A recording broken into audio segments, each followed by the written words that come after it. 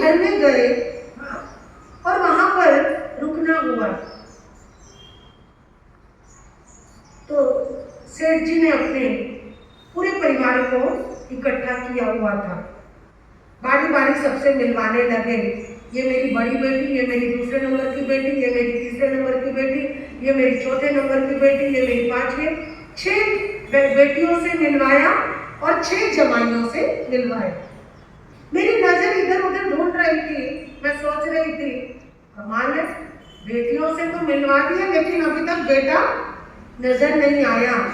मैंने उनसे पूछा क्या बात है, बेटा नहीं है? उन्होंने मेरा चेहरा देखा और पूछा आप पूछ रहे हो? मैंने कहा हाँ। बोले मैं आपको एक बात बताऊं? मैंने कहा बोलिए। बोले हुआ यूं, हमारे मम्मी की इच्छा थी पहली संतान बेटा हो। क्या हो? बेटा हो। लेकिन जन्म किसने लिया? बेटी ने लिया। फिर एक और संकल्प था कि नहीं, दूसरा तो हमको बेटा ही चाहिए, लेकिन फिर भी लड़की का जन्म हो गया। तीसरी बार भी जब मेरी पत्नी गर्भवती हुई तो उस समय भी सबके मन में था कुछ भी हो जाए क्या चाहिए? लड़का चाहिए। पता चला डॉक्टरों से, वैसे तो अपराध है लेकिन फिर भी कहीं ना कहीं मेरी मैडम ने जो था थोड़ी सी नॉलेज निकाली तो पता चला होने वाली जो संतान है वो भी लड़की है। घर में ऐसे वातावरण बन गया कि कल इसको अपने को अबॉर्शन कर देना है। मैंने सोचा उस बच्चे का क्या कसूर जो बच्चा यहाँ पर जन्म लेने वाला है। तो मैं सो गया। मैं सोया तो मुझे आवाज आई, पापा मुझे मत मारो। क्या बोला? पापा मुझे मत मारो। मैं एकदम उठ के बैठा, हड़बड़ा गया। किसने आवाज लगाई? किसने आवाज लगाई? अचानक से मुझे फीलिंग आई कि शायद जो मेरे बराबर में सो रही है उसकी कोख में से बच्चे ने आवाज लगाई। मैं बैठ के रोने लगा। मैंने सोचा कमाल है, अगर लड़की पैदा हो रही है तो पूरा घर कह रहा है खत्म कर दो, खत्म कर दो। मैं क्या करूं? मैंने मोबाइल उठाया, यूट्यूब छेड़ना शुरू किया। मुझे एक सीन नजर आया, उसके अंदर मैंने देखा एक महिला है, उस लेटी हुई है हॉस्पिटल में, उसके लड़की होने वाली है और वो लड़की हो गई होगी 2 महीने की, लेकिन किसी को वो नहीं चाहिए और उस समय उसका अबॉर्शन हो रहा है। वो वीडियो मैंने अपनी आंखों से देखी, आप भी देखना कभी यूट्यूब पर। वो एक ऐसा क्रॉस जैसी मशीन उठाई और उस क्रॉस जैसी मशीन को औरत के अंदर डाला गया। जैसे जैसे वो मशीन अंदर जा रही है वो बच्चे का भ्रूण जो है सिमट रहा है, सिमट रहा है, इधर से इधर से इधर से इधर से अपने आप को बचाने की कोशिश कर रहा है। वो एकदम मां से चिपक गया है, मुझे मत मारो, मुझे मत मारो। जब वो इस तरीके से डरा हुआ है तो उस समय डॉक्टर सबसे पहले उसके पैर को काट देता है, फिर दूसरे पैर के टुकड़े टुकड़े कर देता है। वो बच्चा फिर भी जीने की कोशिश कर रहा है, फिर भी जीना चाह रहा है, लेकिन फिर से वो एक मशीन औजार जाता है, एकदम रेंगता हुआ उसके मौत के मुंह में उसका दूसरा हाथ भी तोड़ देता है। फिर वो हाथ भी तोड़ दिया, परंतु अभी प्राण बाकी है। वो बहुत बचने की प्रयास कर रही है, वो बार बार चिल्ला रही है मुख जबान से, जो कि सिर्फ कुछ समय पहले ही उसको मिले हैं ये सब अंग, लेकिन होता क्या है वो उसकी गर्दन को भी काट दिया जाता है। मैंने ये वीडियो देखा बाप जी, मैंने अपने आप से सोचा जो मर्जी हो जाए अपन बच्चे को खत्म नहीं करवाएंगे। और मैंने सुबह उठ के बोल दिया जब तक मेरी सांसों में सांस है तुम मेरी संतान को हाथ मत लगा देना। एक छोड़ो, अब मेरे घर में जितनी भी बेटियां आएंगी मैं उनको जन्म दूंगा, मुझे बेटे की जरूरत नहीं है। आपको क्या पता बेटा क्या होता है, बेटा किस प्रकार से आपके पास आ रहा है या आपकी फीलिंग को सोच रहा है या नहीं सोच रहा, वो तुम्हारी सोच है। लेकिन मैं अपनी बेटियों को पालूंगा, बड़ा करूंगा, उनकी शादी करूंगा। एक छोटी सी घटना बीच में याद आई। एक माँ बाप के पास एक बेटा था और उन्होंने उस बेटे को, कुछ भी नहीं था घर में, कपड़े सिल कर माँ उसे पढ़ाती थी, लिखाती थी, बड़ा करती थी, खूब बड़ा बना दिया, इंजीनियर बना दिया, पढ़ा लिखा के शहर में भेज दिया। और कहते हैं एक दिन ऐसा हुआ जब वो बड़े बड़े ऑफिसरों में रहने लगा, गवर्नमेंट की जॉब लग गई। किसकी बदौलत? इनकी बदौलत। इन्होंने जो मेहनत करी, जो इस पिता ने दिन रात घरों में जाके चक्की चलाई, आटा पीसा, पता नहीं क्या क्या काम किया, उसकी बदौलत आज वो गवर्नमेंट जॉब लग गई। माँ बाप कहते हैं बेटा बड़ा हो गया, आता नहीं है मिलने, याद बहुत आ रही है। माँ ने कहा जाओ ना जी, मिल के आओ ना। बाप ने कहा देख भाई वो बहुत बिजी है, फोन भी नहीं एक महीना करता, चल अपन चल, क्या करेंगे अभी जाके, फिर कभी जाएंगे दिवाली पे। उसने कहा नहीं, एक बार तो जाके आओ। उसने थोड़े से वो आटे के लड्डू बनाए, वो सब डब्बे में भरा और उसको दे दिया, लेके जाओ जी, बेटे को जरूर क्या करना, देना। बेटा पहुंच गया दरवाजे पे, एड्रेस ढूंढता रहा, 2-4 दिन ढूंढता रहा, समय नहीं है इसलिए सारांश में सुना रही हूँ। 2-4 दिन ढूंढते ढूंढते पहुंच गया, बड़ा सा बंगला, गवर्नमेंट का बंगला, और वहां पर वॉचमैन खड़े हुए हैं। उनको कहता है यहाँ पर क्या प्रकाश जी रहते हैं? हाँ जी रहते हैं। आप कौन? ऊपर से नीचे तक देखा, देहाती इंसान है, फटे फूटे कपड़े हैं, पुराने कपड़े हैं, गांव का माहौल है। तो उसने कहा आप कौन? बोले जी आप उनको बोलो ना मैं बाहर खड़ा हूँ। गया, वॉचमैन, मीटिंग चल रही थी, बड़े बड़े ऑफिसर बैठे हुए थे। बोले जी कोई बाहर से आया है और वो बोलता है मैं उनका पिता हूँ, प्रकाश जी को बाहर बुला दो। लड़के ने उठकर देखा गेट पर, है तो मेरा बाप ही, क्या सोचा, है तो मेरा पिता ही, लेकिन क्या करूं अभी इतनी बड़ी मेजोरिटी में मैं कैसे बोलूं ये मेरा बाप है। तो ऑफिसर्स वगैरह भी सब बाहर देखने लगे बंगले पे। तो उस समय कहते हैं उन्होंने कहा आपके फादर? बोले हाँ एक्चुअली क्या है ना, जब मैं बचपन से पल बढ़ रहा था तो मेरे फादर ने इनको खाना बनाने के लिए रखा था, और ये क्या है ना मेरे घर में खाना बनाते थे, इसलिए ये आज जो है मुझे अपना बेटा बता रही हैं। और उस समय वो पिता जो था वहां पे दरवाजे पे ही खड़ा हुआ, ये बातें सुनता है और वो एकदम रोने लग गया। और इतने में उसने कहा एक काम करो, तुम इनको गैरेज में रुका दो, जहाँ पे गाड़ियां खड़ी होती है वहां पे इनको बिठा दो और जो भी है चाय नाश्ता इनको दे दो, मैं मीटिंग के बाद इनसे मिलूंगा।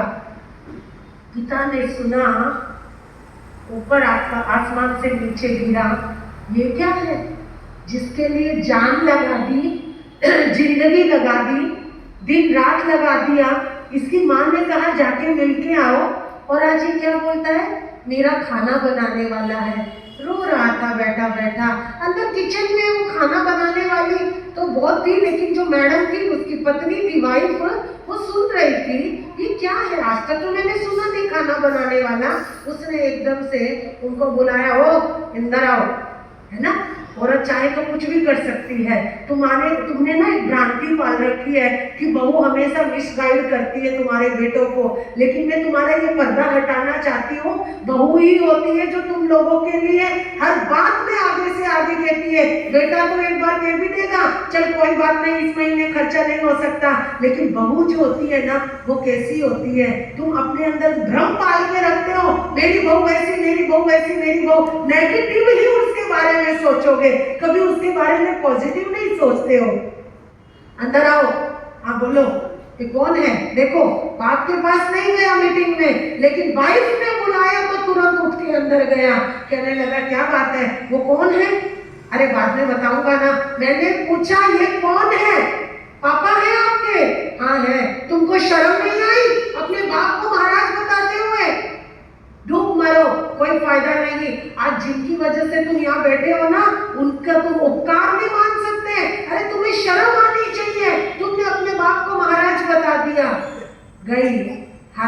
भोजन की थाली लेकर बाप रो रहा था आंखें बंद करके।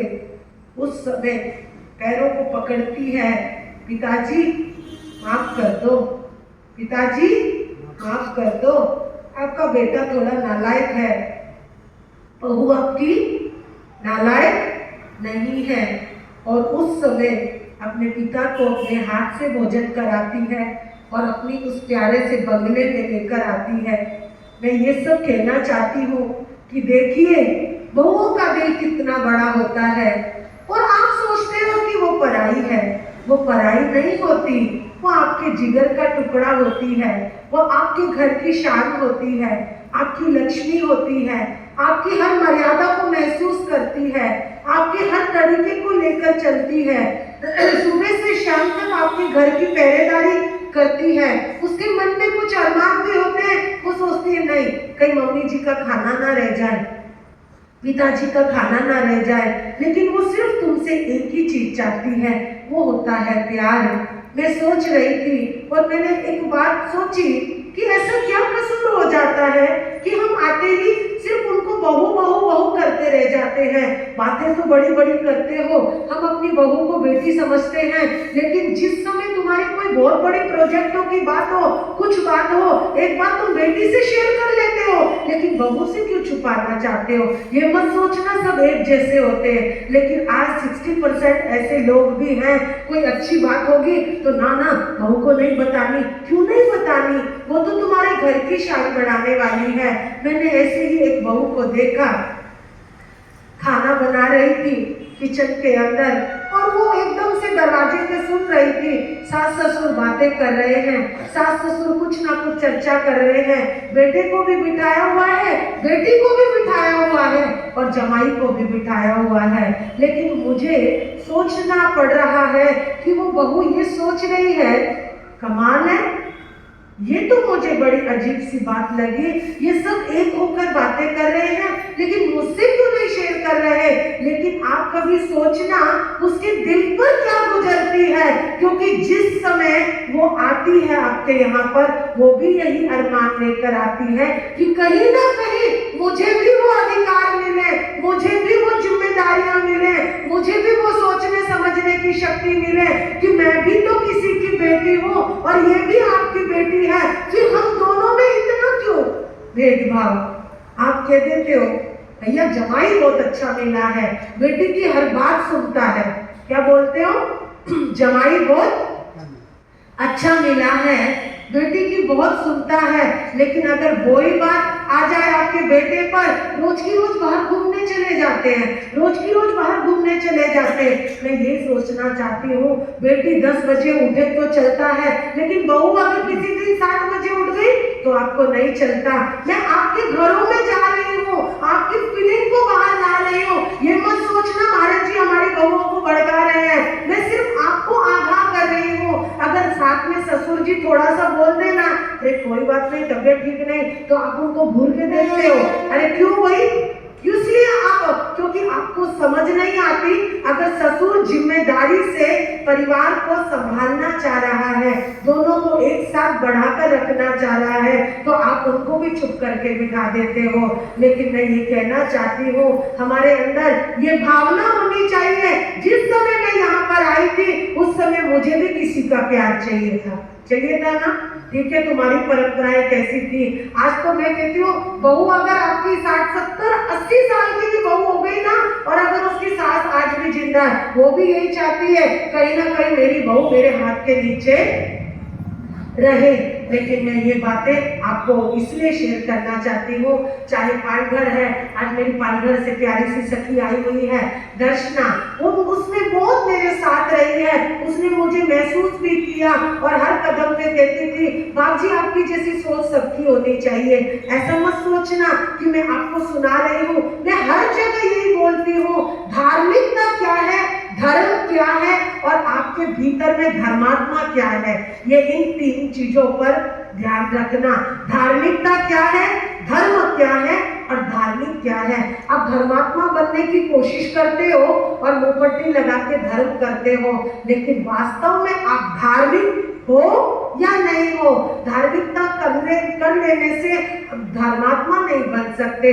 धर्म के उपकरण पहन लेने से आप धर्मात्मा नहीं बन सकते। चाहे हम साधु साध्वी हैं, चाहे आप गृहस्थी हो, मात्र हम क्रियाओं के बोझ के नीचे दबकर हम धर्मात्मा नहीं बन सकते। धर्मात्मा बनना है तो सबसे पहले घर से शुरू करना पड़ेगा। हाँ, तो वो खाना बनाते बनाते अचानक से उसके हाथ में चोट लगी। क्या हुआ? चोट लगी और वो वहीं पर बैठ गई। और बैठने के बाद वो सोचने लगी, जिस समय मैं पैदा हुई थी ना, पूरे मोहल्ले को परेशानी थी। पहले तो धक धक थी, क्या पैदा होगा, क्या पैदा होगा। जैसे ही पता चला लड़की पैदा हुई है तो सबके मुंह फूल गए। क्या हुआ? सबके मुंह फूल गए। लेकिन ऐसा कौन शख्स था जिसने मुझे सबसे पहले गोदी में लिया? कौन था? कौन था? मेरे पिता थे। फिर कहती है, पिताजी अपनी जिंदगी लगा दी हमारे को पालने में, बड़ा करने में, लाड़ प्यार करने में, लेकिन आज मेरे मन में ना आपकी बहुत याद आ रही है। मुझे इतनी याद आ रही है, आज कुछ भी मन नहीं लग रहा, किसी काम में मन नहीं लग रहा, आज मुझे बहुत याद आ रही है। और कभी भी सच्चे दिल से पिता को याद करोगे ना, पिता का टेलीफोन आ जाएगा। और अगर पिता को कोई प्रॉब्लम होगी ना, तो सच में बेटी का टेलीफोन चला जाता है। हाँ जी पापा, मेरा दिल घबरा रहा था, कोई बात तो नहीं है। तो उन बातों को मैंने इस कविता में बांधा है।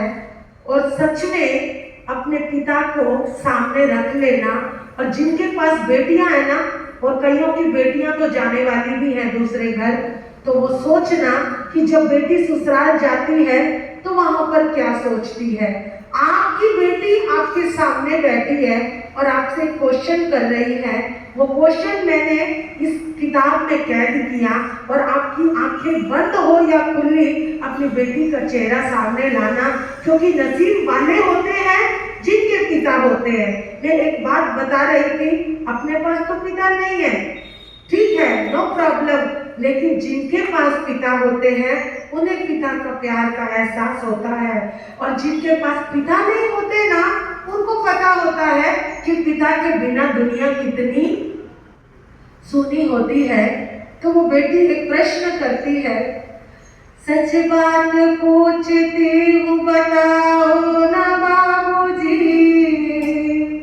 सच बात पूछती हूँ बताओ ना बाबूजी, छुपाओ ना बाबूजी, क्या याद मेरी आती नहीं।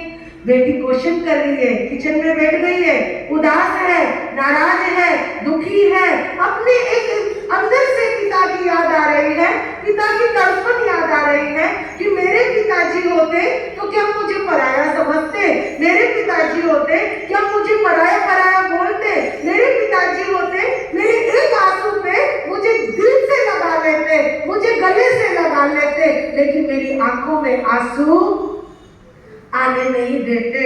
सच बात पूछती हूँ बताओ ना बाबूजी, छुपाओ ना बाबूजी, क्या याद मेरी आती नहीं, क्या याद मेरी आती नहीं। पैदा हुई तो घर में मेरे मातम सा छाया था, पापा तेरे खुश हुए माँ ने बताया था, लेने के नाम प्यार जताते भी मुझे थे, आते थे कहीं से भी बुलाते भी मुझे थे, आते थे कहीं से भी बुलाते भी मुझे थे। मैं हूँ नहीं तो किसको बुलाते हो बाबूजी, बताओ ना बाबूजी, समझाओ ना बाबूजी, क्या याद मेरी आती नहीं। सच बात पूछती हूँ बताओ ना बाबूजी, बताओ ना बाबूजी, क्या याद मेरी आती आगे क्या कहती है, हर जिद मेरी पूरी हुई, हर बात मानते थे ना तुम्हारे पिता तुम्हारी बात। बेटी की बात सबसे पहले, पत्नी कितना ही बोलेगी, बेटा कितना ही बोलेगा, लेकिन बेटी ने कहा ना पापा चलो ना 1 मिनट बाजार चलते हैं, चल बेटा।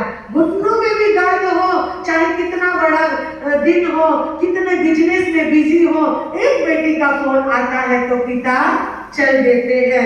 हर जिद मेरी पूरी हुई, हर बात मानते, बेटी थी मैं मगर बेटों से ज्यादा जानते, घर में कभी होली दीवाली भी आई थी, सैंडल भी आई और मेरी फ्रॉक भी आई, अपने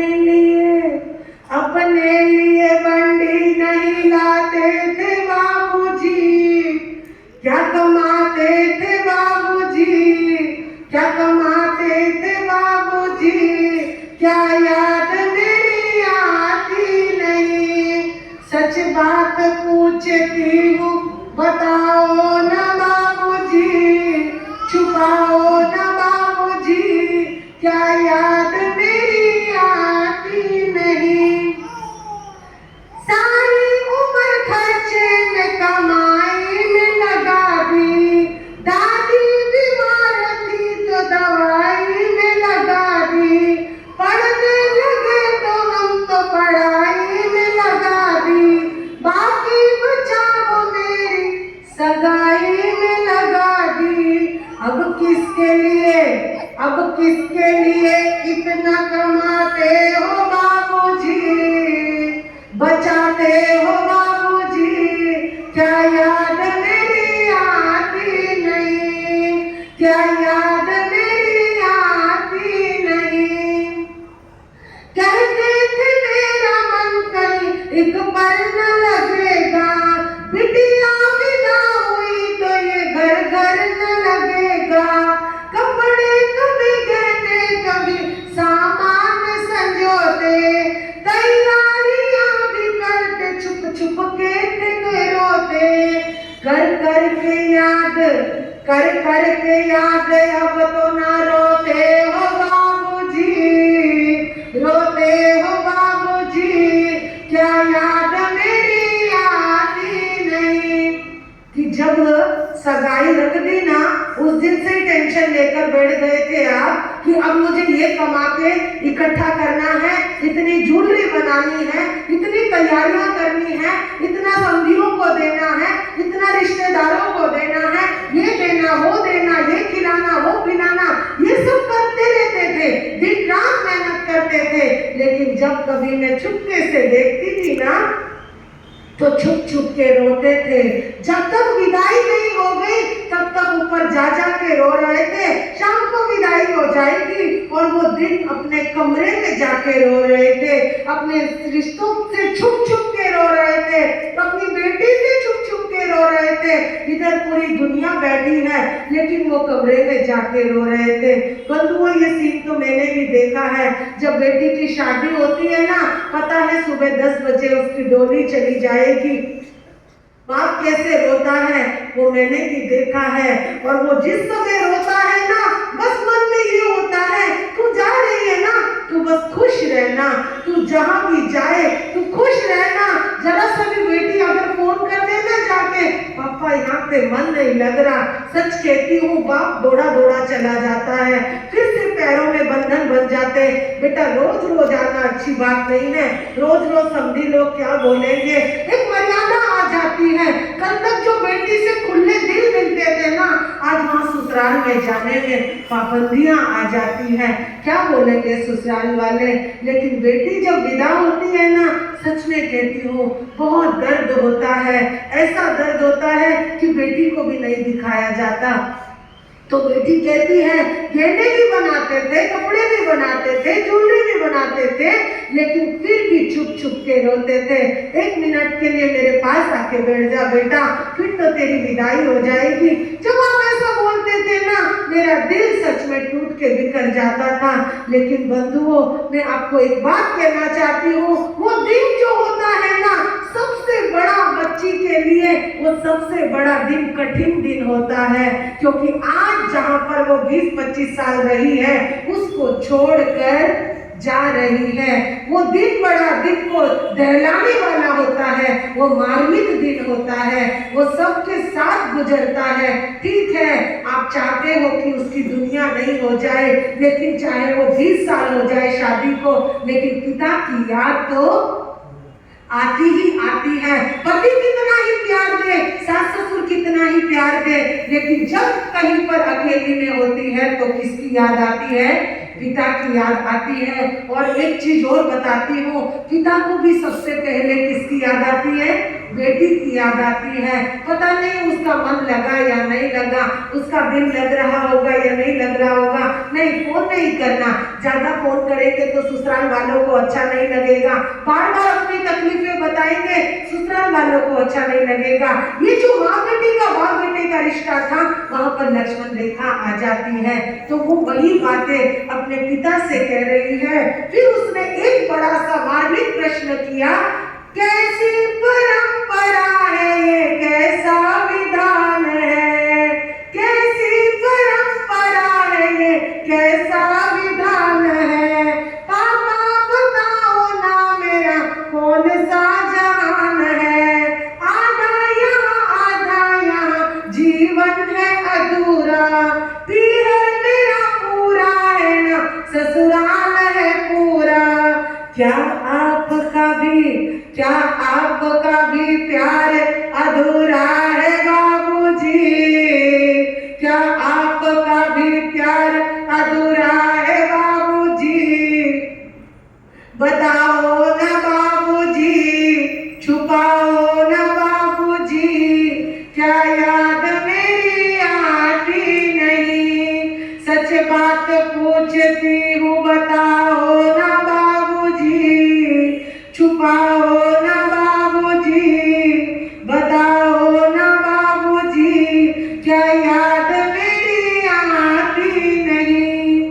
आप कहते हो तू जल्दी जल्दी काम करना सीख, तू कुछ ना कुछ करती जा, कल को दूसरे घर जाएगी, दूसरे के घर को अपना बनाना है, ये घर तेरा नहीं है।